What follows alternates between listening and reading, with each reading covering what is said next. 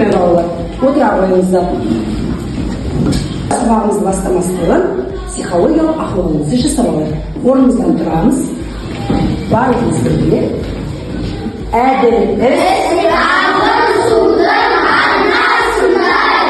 Әділ сөз туған сендер арнасындай. Жарайсыздар балалар, отыра қоямыз.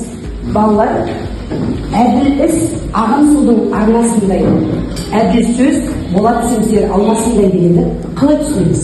Өз ойыңызбен айтсақ қайда? Бағламай табылып. Әділ іс ағын су болады. Тек жүресің. Тамаша, жарайсыз. Әрқашанда түзу жолды таңдауыңыз керек. Тамаша, тақтым ойнайды. Тақтым ойнайды. Жамбылды айтады. Әділ сөз айтсаң, ол сенің семсерің болады. Тамаша, жарайсыз. Ал енді болат семсер алмасындай дегенді қалай түсінеміз? Болаттай мықты болады. Тамаша, әркез өткір болады екен, балалар. Әділ сөз дегеніміз әркез өткір. Шындықты айтатын адам әркез оның сөзі өткір болады екен. Сондықтан балалар, барлығымыз әділдік және жауапкершілік айында әркез әділдікпен, жауапкершілікпен тіршілік жасауымыз керек, сабағымызды өтуіміз керек. Әрбір сабақ құралдарымызды жауапкершілікпен қарауымыз керек. Жарайсыздар, отыра қойыңыздар. Барлығымыз экрандағы видеоға көңіл бөліп, жақсылап тамашалап аламыз. Сосын сол көрген видеомыздан өзіміздің ойымызға түйгенімізді айтамыз.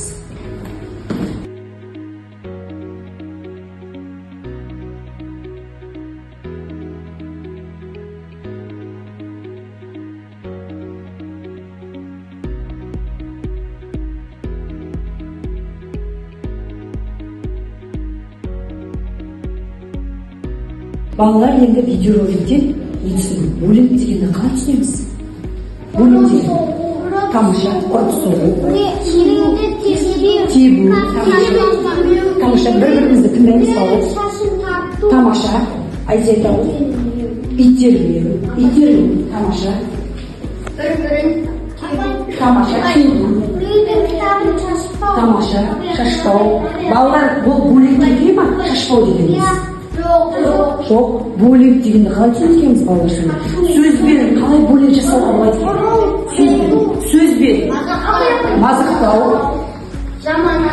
тамаша, жаманат қою, тамаша, қазанбас деп қою дейді, тамаша, мазақтау. Осының барлығы балалар сөзбен бөлек жасауға жатқан екен. Ал енді балалар, физикалық бөлек жасау дегеніміз не? Ұрып соғу, тамаша, тебу, тамаша, физикалық күш көрсетеді. Тамаша, біреудің шашын тарту. Ата-әке айта ғой. Біреудің шуңғасын бір-біріне иықтамау. Тамаша, лақтырмау керек екен балалар. Тарту, тамаша, Нұрғожа. Тамаша, Айза айта ғой. Итеру, тамаша, жарайсыздар балалар. Ал енді кибербуллинг дегенді қалай түсінеміз балалар? Кибербуллинг дегеніміз не екен? Ал өсіріп атамыз. Қазанбас деп айту, бұл балалар не? Жаманат қою, балалар, сөзбен не істеу екен? Буллинг жасау керек екен. Ал енді балалар, кибербуллинг дегеніміз көшеде ұрма балалар, интернетте не істеу екен? Интернет желісінде бір-бірін мазақ қылу екен. Әрбір бала, мысалға телефондары болатын, балалар болатын болса, солар әлеуметтік желі арқылы не істейді екен? Бір-бірін мазақтайды. Желі арқылы тиісуге компьютерде, WhatsApp'та, Telegram'да деген сияқты балалар.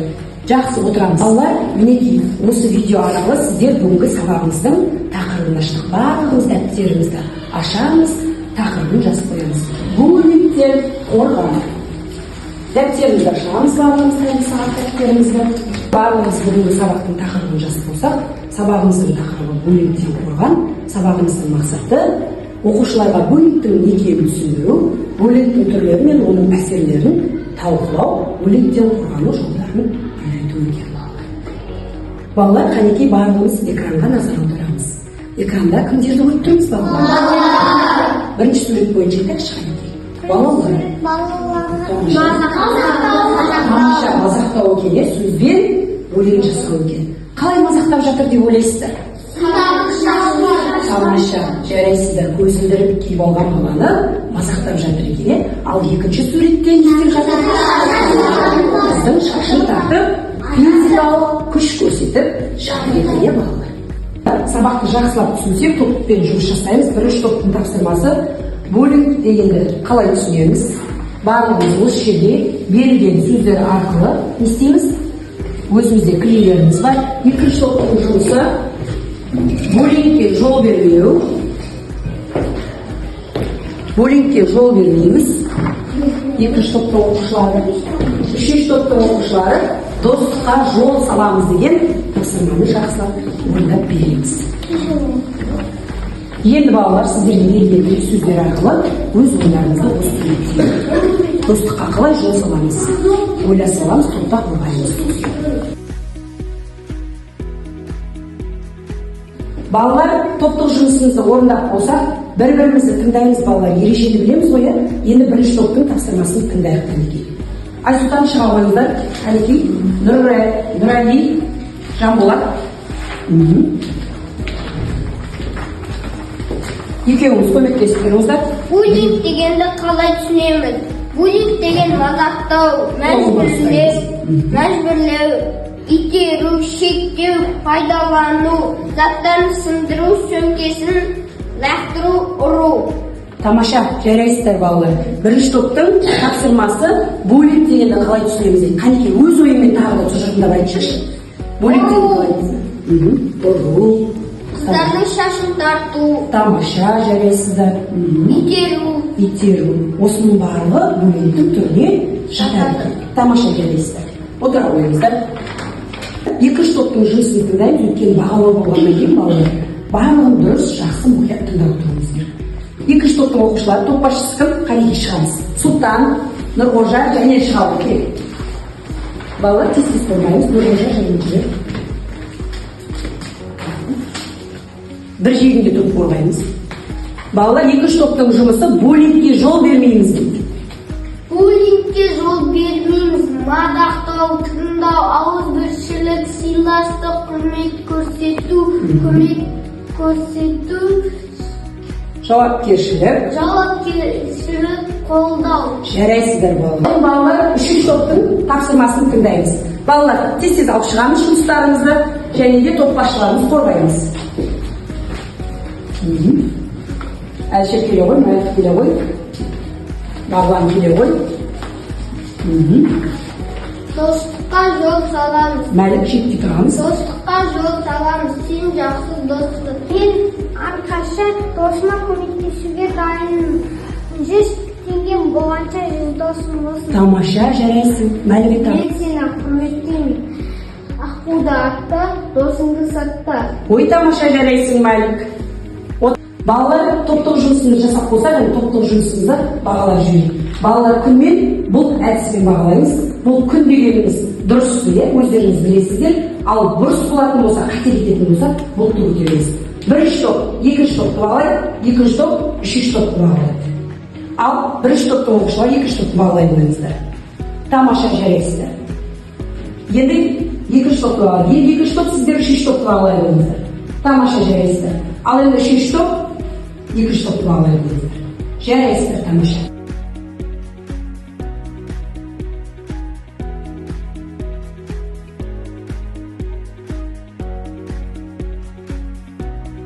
Балалар, Қанекей, қауіпсіздік сабағымызға көңіл бөлейік.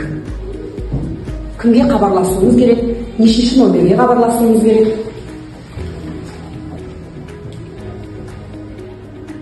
Шұғыл қызмет телефондарының нөмірлері: 101 өрт сөндіру қызметі, 102 полиция, 103 жедел медициналық көмек, 104 газ қызметі, 109 құтқару қызметі, 110 терактілер жөніндегі ақпарат, 112 шұғыл шақыру, 114. Достарымыз ауырып қалса, ішке хабарласу керек.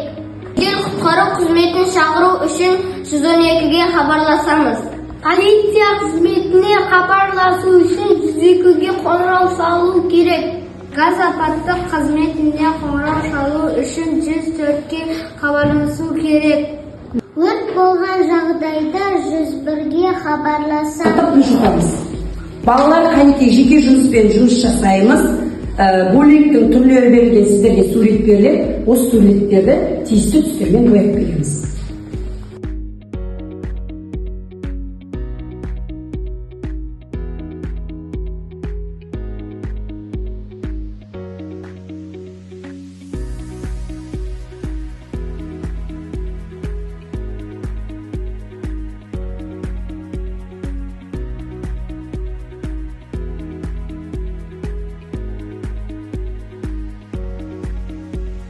Балалар қанекей барлығымыз сабағымызды бекіту мақсатында орталық платформасы арқылы сіздерге ойын әкелдім. Осы ойынға тез жауап берсек қанекей. Балалар кім шығады? Кім шығады? Сұрақтарға жауап береміз. Қанекей, келе ғой балалар.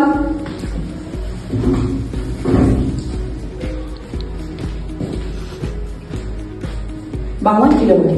Жауап береміз. Басамыз.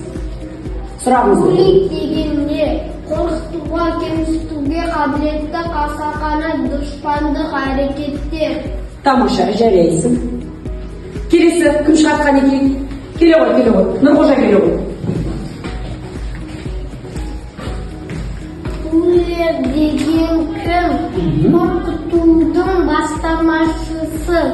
Тамаша, жарайсың. Қанекей барлығымыз сабақты жақсы түсінсек, мен сіздерге алтын сақа қоржынын әкелдім, және де бұнда өте жақсы түсіндім, әлі де ізденуім керек деген кері байланыстың түрлері бар. Сабақты жақсы түсінсеңіздер, жаңа өте жақсыға түсіндім, немесе жақсы түсіндім десеңіздер, келесі екінші қоржынға, ал мүлдем әлі түсінбедім, әлі де ізденуім керек десеңіздер, үшінші қоржынға саласыздар. Қанекей.